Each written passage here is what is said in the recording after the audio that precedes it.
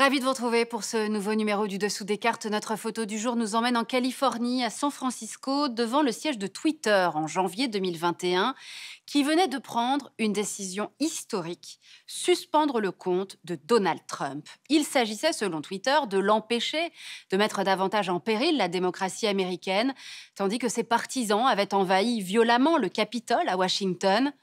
Cet événement a été comme un coup de tonnerre, une prise de conscience brutale du pouvoir détenu par les géants du numérique, capables de couper le sifflet aux grands de ce monde.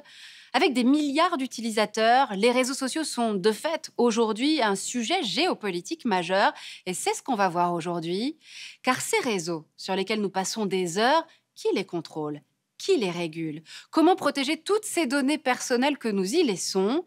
Vous allez voir que selon qu'on vit dans un état de droit ou dans un régime autoritaire, la question ne se pose évidemment pas de la même manière. Sortons nos cartes. En 2021, 53,6% de la population mondiale est présente sur les réseaux sociaux, soit la quasi-totalité des internautes.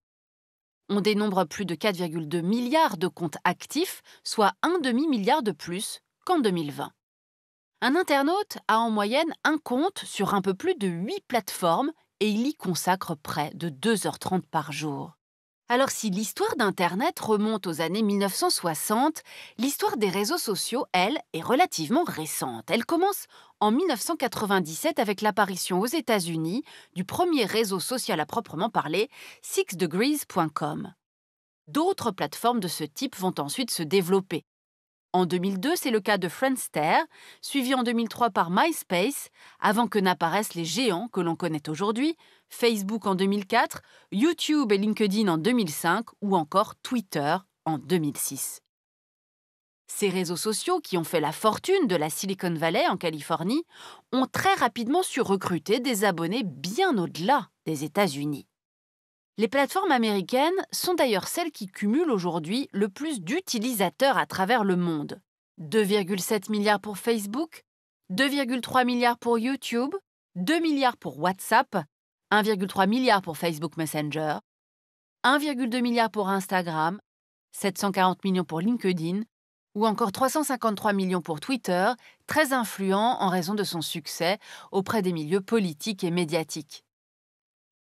Pourtant, il existe d'immenses territoires où les géants américains ne sont pas ou peu présents, et ce, on va le voir pour deux types de raisons. Technique d'une part, lorsque la connexion à Internet, la qualité du débit ou l'accès à du matériel adéquat n'est soit pas possible, soit trop coûteux.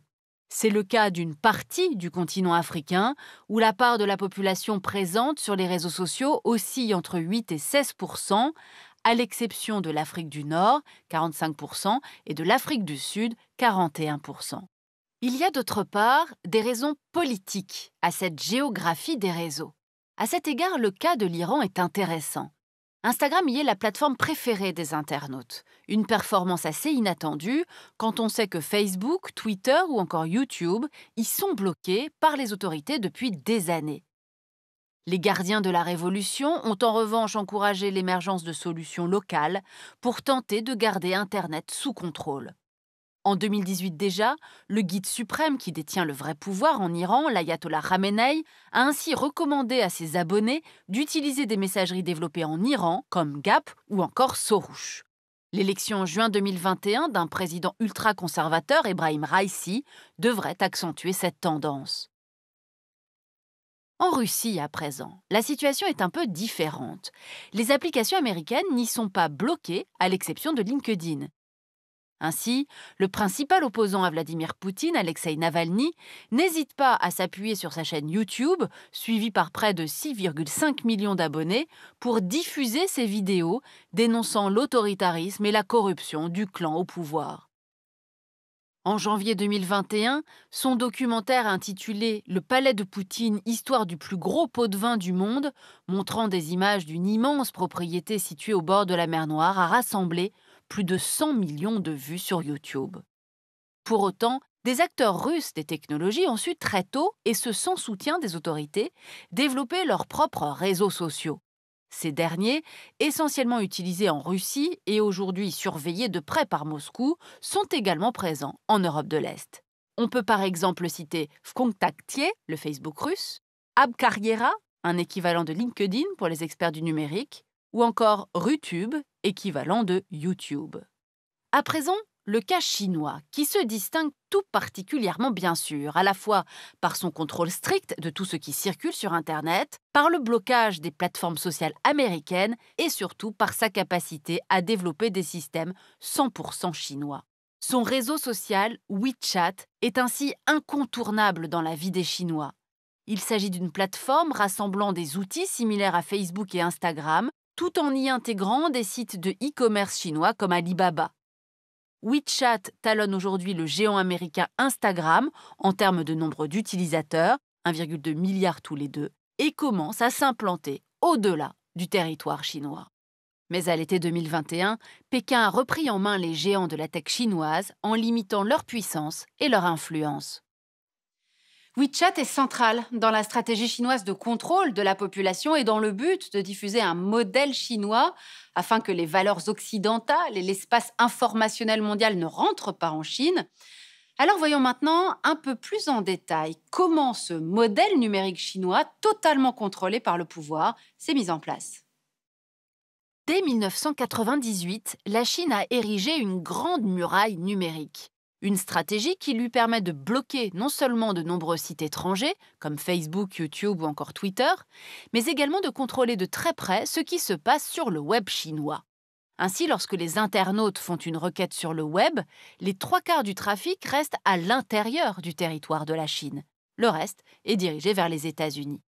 À titre de comparaison, c'est le ratio inverse pour la France ou l'Allemagne, dont on estime que 25% du trafic seulement reste dans le pays d'origine de la requête. Il n'en reste pas moins que cette structuration du réseau Internet de la Chine a surtout permis à des acteurs chinois de développer en toute quiétude des géants qui se sont hissés dans le top 10 des réseaux sociaux les plus utilisés au monde, à l'image de WeChat que l'on a vu tout à l'heure.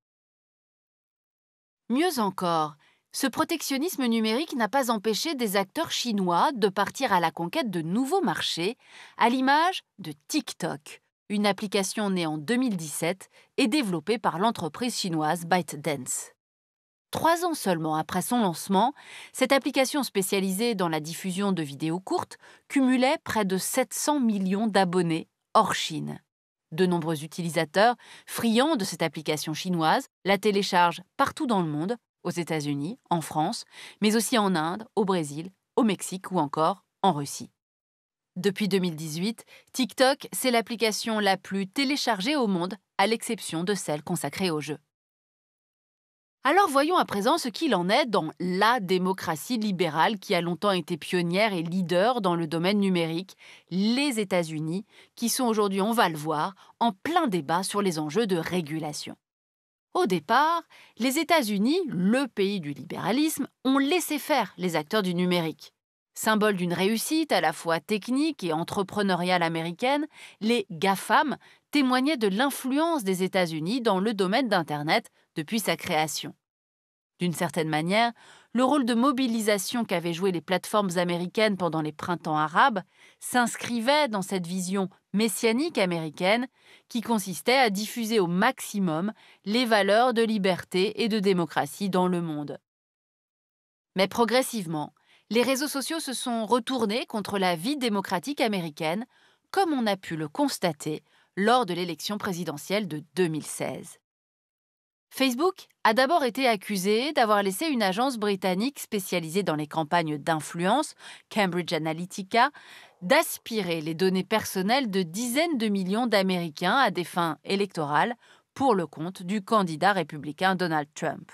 Dans le même temps, des agents de l'Internet Research Agency, basée à Saint-Pétersbourg, une officine de propagande à la solde du Kremlin, ont mis en place une campagne de désinformation des électeurs américains à grand renfort de faux comptes et de publicité ciblée sur des plateformes comme Facebook. Ces détournements répétés des outils de Facebook ont ainsi conduit le patron de la plateforme, Mark Zuckerberg, à devoir s'expliquer devant le Sénat en 2018 et en 2019, mais aussi à la veille de l'élection présidentielle de 2020, où ce dernier a une nouvelle fois été auditionné en compagnie de ses homologues de Twitter et de Google. Depuis ces affaires, le débat sur la responsabilité des réseaux sociaux n'en finit pas de diviser l'Amérique. À peine au pouvoir, l'administration Biden s'est aussitôt saisie d'un projet de nouvelle législation sur la régulation des grandes plateformes et la protection des données personnelles, s'inspirant notamment du modèle européen. Voilà pour ce tour du monde des réseaux sociaux, enjeu de soft power dont vous aurez compris que les démocraties et les États autoritaires ne font pas le même usage. Après avoir inventé ces réseaux au nom de la liberté d'expression, la démocratie américaine réalise qu'elle est allée trop loin dans le laisser-faire et s'attelle désormais à réguler. De son côté, l'État autoritaire chinois a créé son propre modèle de réseaux sociaux qu'il contrôle totalement, y voyant une aubaine technologique pour surveiller la population. Enfin, l'Union européenne, elle, n'a pas cherché à développer ses propres géants du numérique, mais s'est montrée pionnière pour édicter des règles afin de garantir la sécurité et la souveraineté des données. L'Europe, puissance normative, à défaut d'autre chose. Pour aller plus loin, Planète Média, géopolitique des réseaux et de l'influence, par Philippe Boulanger chez Armand Collin. Et puis La civilisation du poisson rouge par Bruno Patino. L'actuel président d'Arte dresse un tableau référencé des dérives de l'économie de l'attention, publié aux éditions Grasset en avril 2019. Ainsi s'achève ce nouveau numéro du Dessous des cartes. Rendez-vous bien sûr la semaine prochaine, même endroit, même heure. Et d'ici là, n'oubliez pas notre site internet arte.tv sur lequel vous retrouverez notamment nos leçons de géopolitique. À bientôt.